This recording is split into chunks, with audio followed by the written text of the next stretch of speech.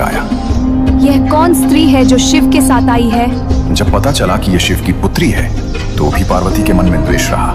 क्रोध में एक दिन पार्वती जी ने मां मनसा की एक आंख जला दी। हाँ दोस्तों, एक देवी को उनकी ही मां ने जला दिया।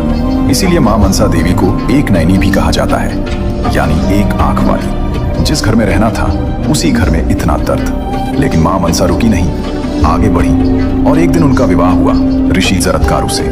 लेकिन यहाँ भी कठिनाई थी। ऋषि जरत्कारु ने विवाह के लिए एक अजीब शर्त रखी। मेरी पत्नी का नाम भी मेरे जैसा होना चाहिए, जरत्कारु।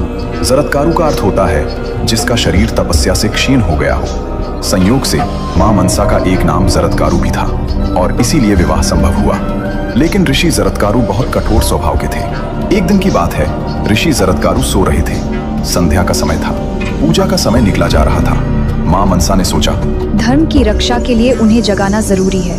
उन्होंने ऋषि को धीरे से जगाया, बस इतनी सी बात। और ऋषि जरत्कारु इतने क्रोधित हुए कि उन्होंने मां मनसा को त्याग दिया और वन चले गए। दोस्तों, उस समय मां मनसा गर्भवती थी। एक मां बनने वाली स्त्री अकेली छोड़ दी गई। न घर, न पति, न सम्मान। मां पार्वती ने पहले ही ठुकरा दिया था। देवताओं ने भी वो सम्मान नहीं दिया जिनकी वो हकदार थी।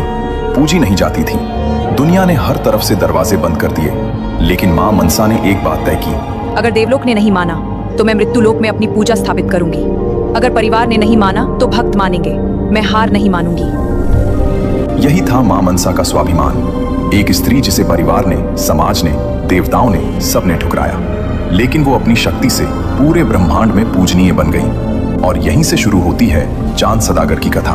बंगाल में एक धनी व्यापारी था, चांद सदागर। बहुत अमीर, बहुत घमंडी और भगवान शिव का परम भक्त। उसने ठान लिया था वो सिर्फ शिव की पूजा करेगा, किसी और देवी देवता की नहीं।